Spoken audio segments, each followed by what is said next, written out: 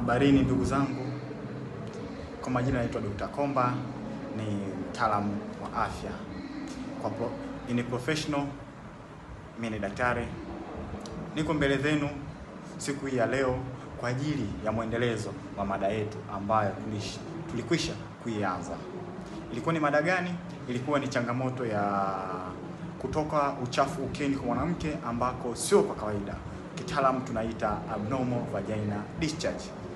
Na tutaenda kuangalia zaidi kwenye changamoto kubwa ambayo wanawake wengi sana wanaipata saa hizi, ambayo ni changamoto ya pelvic inflammatory disease au kifupi tunaita PID, ambayo changamoto hii inatokana baada ya kuugua yale magonjwa ambayo nilishatoka kuweza kuyataja huko mwanzo, na ambayo yanapelekea mpaka mgonjwa huyu kuweza kupata changamoto ya pelvic inflammatory disease.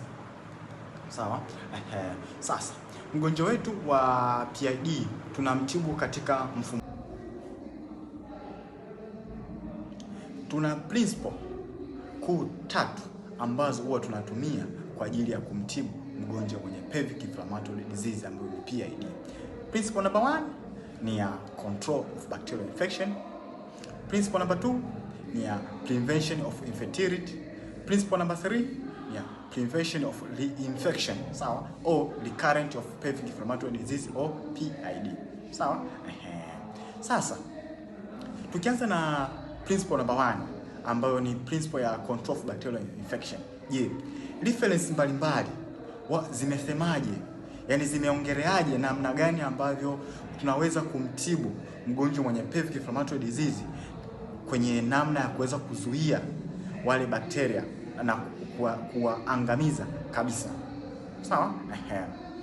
Principle nyingi sana ambazo ni principle main reference nyingi sana ambazo asilimia kubwa reference main kuu tatu ambazo huwa napenda sana kuzisoma na kuzipitia, ambazo ni reference mama, ambayo kwa mfano kama ukifuatilia WHO, World Health Organization na yenyewe imetoa mwongozo wake.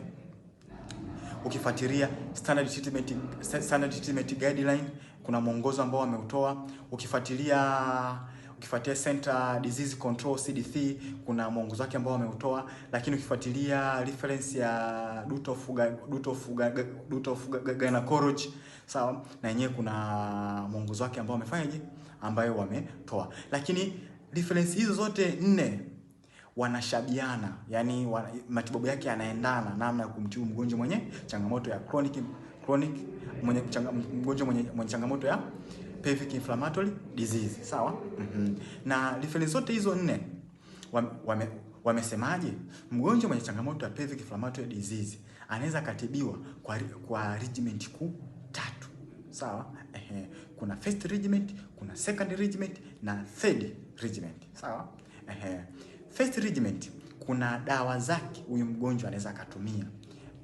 Huyu mgonjwa ambaye anatibiwa kwenye first regiment ni mgonjwa ambaye yupo kwenye acute stage. Sawa? Lakini mgonjwa ambaye yupo kwenye chronic stage au advanced stage anaweza akatumia second regiment. Sawa? Na kuweza kupata recovery ambayo ipo nzuri. Sawa? Mgonjwa ambaye tayari ashapata chronic stage ambayo imempa hadi complication nyingi za kutosha, unaweza ukaenda kumtibu kwenye third regiment. Sawa? Regiment ya 3. Sawa? Tuone sasa first regiment huwa ina dawa gani. Sawa? Na huwa tunazitoa vipi? Sawa? First regiment huwa ina contain cefixime, doxycycline pamoja na metronidazole. Sawa? Hizo ndo dawa aina 3 ambayo mgonjwa akiwa kwenye acute stage unaweza ukampa. Kwa sababu tunajua mgonjwa mwenye pelvic inflammatory disease huwa anatibiwa kwa dawa aina 3. Sawa? Anatibiwa kwa dawa ambayo ipo kwenye grupu la cephalosporin. Sawa? Anatibiwa na dawa ambayo ipo kwenye grupu ambayo ina contain metronidazole, secnidazole, diloxanide, tinidazole pamoja na nitazoxanide. sawa. Lakini pia anatibiwa na dawa ambayo ipo kwenye grupu la tetracycline ambayo ni doxycycline, sawa. Ukimpa combination ya hizo dawa tatu, lazima uweze kupata good result, sawa. Mgonjwa huyu unavyompa hizo dawa tatu, anatakiwa atumie ndani ya siku 7 hadi 14, sawa. Anapotumia chini ya siku 7, sawa, kuna changamoto ambayo anaweza kaipata kutokana na dawa hizi kuzitumia kwa muda mchache, sio muda ambao miongozo mingi sana imeweza kufanyaje kutuelezea, sawa. Sasa kwenye hiyo first regimen, sawa,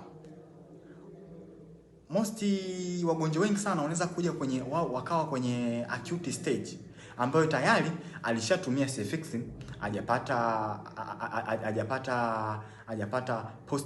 hajapata positive finding nzuri, sawa. Anaweza kawa anatumia doxycycline ya kawaida, ya brand ya kawaida, hajapata matokeo mazuri, lakini atumia metronidazole, hajapata matokeo mazuri. Kuna dawa ambazo ziko zaidi ya hizo dawa tatu, sawa. Kwa mfano, cefixime ipo kwenye third generation ya cephalosporin, sawa. Lakini pale kwenye third generation, apart of cefixime, kuna cefodoxime, sawa. Cefodoxime, sawa. Ile unaweza kumswitch mgonjwa wako kutoka kwenye cefixime kwenda kwenye cefodoxime, sawa. Lakini mgonjwa wako ametumia sana doxycycline, doxy za brand ya kawaida, unaweza kumswitch kutoka kwenye doxy ya brand ya kawaida kwenda kwenye doxy ya brand kubwa ambayo ni brand gani? Ya Limizin, sawa. Limizin, sawa. Lakini mgonjwa wako kila kienda hospitalini anapewa Flagyl, Sasa as a clinician, as a gynecologist, sawa, siwezi nikamwandikia tena metronidazole, no. Wakati huo najua kuna brand, kuna dawa kuna sekinidazole, kuna tinidazole, kuna muunganiko wa metronidazole pamoja na diloxanide ambayo inaitwa fulazole, sawa. Why not ni shift kwenda kwenye fulazole ili niweze kupata matokeo ambayo ni mazuri, okay. Kama Dr. Komba siwezi nikaendelea hivyo, lazima nitamswitch mgonjwa wangu, sawa. Second regimen ambayo ina injection, sawa. Hasa huyu tunaongelea kwenye huyu mgonjwa ambaye yupo kwenye chronic stage, sawa. Lazima umpe injection ceftriaxone, sawa. Unaweza kaanza na ceftriaxone ya kawaida tu kwanza, sawa, ambayo ukampa kwa siku 7, sawa. Ukampa metronidazole, sawa, injection metronidazole IV ukampa kwa siku 7, sawa.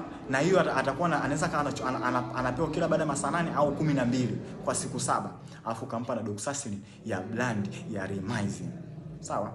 Mgonjwa huyu aliyopo kwenye chronic stage lazima aje na ushuhuda kwako. True, I'm telling.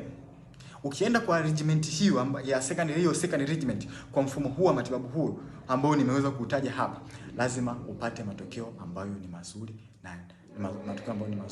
na ambayo yatamsaidia mgonjwa wako na atakuja na ushuhuda, sawa. Lakini kama huyu mgonjwa ulimtibu kwa ceftriaxone ya kawaida, hajakupa matokeo ambayo ni mazuri, sawa, unaweza ukamswitch, sawa, kutoka kwenye ceftriaxone ya kawaida ukaenda kwenye brand nzuri ya ceftriaxone ambayo ni ya Epicephin, sawa. It's very best brand ya ceftriaxone, sawa. Yani tusiwe na ile mindset kwamba power safe, no. Lazima tuwe na extra drugs ambayo unaweza kumpa mgonjwa wako akakupa positive, ukapata matokeo mazuri kwenye matibabu yako ambayo umempa, sawa. Ukamswitch kutoka kwenye ceftriaxone ya kawaida kwenda kwenye ceftriaxone brand ya Epicephin, sawa. Lakini kama una hiyo, kuna Sulbactam, kuna ceftriaxone plus Sulbactam ambayo kwenye third regiment, ambayo sasa mgonjwa ambaye yupo kwenye chronic stage, kuna dawa ambayo iko nzuri zaidi. Kuna clindamycin injection, sawa, lakini pia unaambatanisha pamoja na gentamicin injection, sawa, unampa clindamycin pamoja na gentamicin, sawa. Make sure ina lani za siku saba zisiwe chini ya hapo, sawa. Ili hili tuweze kutengeneza muda sahihi wa matibabu ya mgonjwa wetu, ili aweze kupata ili tuweze kupata matokeo ambayo ni mazuri, sawa. Kwa sababu tunajua bakteria wakishakuwa katika chronic stage huwa hawatibiwi kwa matibabu ya siku moja siku mbili, wanahitaji matibabu ya muda mrefu, sawa.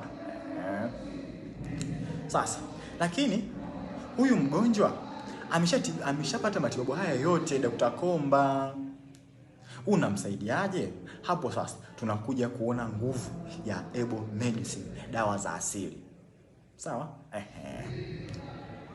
Dr. Komba unafanya kazi na kampuni moja ambayo inaitwa DMG Wellness, sawa, ikishirikiana na Elishine Scare, sawa. Wana provide dawa nzuri sana za herbal medicine. Sasa naweza nikamshauri mgonjwa wangu aende anione, akishaniona naweza nikamwelekeza kuna dawa inaitwa PID Cure, sawa.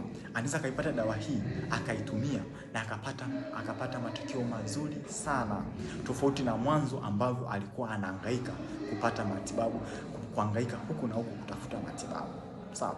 Ndio maana Dr. Komba nipo hapa kwa ajili yako, sawa. Naweza nikamshauri mgonjwa wangu aende anione, akishaniona naweza nikamwelekeza kuna dawa inaitwa PID Cure, sawa. Anaweza kaipata dawa hii akaitumia na akapata matokeo mazuri sana, tofauti na mwanzo ambavyo alikuwa anahangaika kupata matibabu, kuhangaika huku na huku kutafuta matibabu, sawa. Ndio maana Dr. Komba nipo hapa kwa ajili yako, sawa.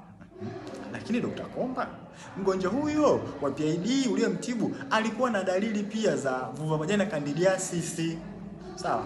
Na tayari mgonjwa huyo ana historia ya kutumia cotimazole cream, ametumia cotimazole pessaries na ametumia miconazole cream na miconazole pessaries ambayo ni Gynaezole, hajapata matokeo ambayo ni mazuri. Dr. Komba, safi kabisa. Mgonjwa huyu unaweza kumpeleka au kumswitch akatumie dawa moja hivi ambayo ni nzuri sana. Ina muunganiko wa dawa hizo mbili, sawa. Ina muunganiko wa metronidazole pamoja na metronidazole and miconazole pessaries, kifupi inaitwa Gynex, sawa. Akatumia kwa siku ngapi? Akatumia kwa siku 7, sawa. Lakini Dr. Komba kuna ambayo ina lidocaine, sawa, ambayo ina metronidazole, miconazole plus lidocaine pessaries, sawa. Ukampa tumia kwa siku 14, huyo mgonjwa lazima haje na matokeo mazuri. Unaweza kumuunganishia na nini? Kama kibebeo kwa juu kwenye zile dawa zake, utampa na fluconazole tabs. Fluconazole tabs unaweza kumpa ya miligramu ngapi? Naweza nikampa ya 150 au ya 200 mg, sawa. Lakini it is best ukatoa ya 200 mg, sawa, ukatoa kwa siku 14, afu lazima haje na ushuhuda.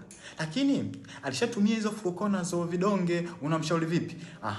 Kuna injection fluconazole ambazo unaweza mgonjwa wako kuweza kuzitumia. Unaweza kumweka kwenye injection fluconazole, akazitumia injection fluconazole kwa siku 7 au siku 7 hadi 14, lazima utapata matokeo ambayo ni mazuri, sawa.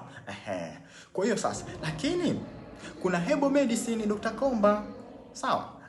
Kuna herbal medicine, sawa, ambazo ziko very perfect nayo, ambayo inaweza zikamsaidia kwenye vulva vagina candidiasis, shida ya fungus, sawa, fungus wa ukeni, sawa. Sasa hapo ndo nitaongea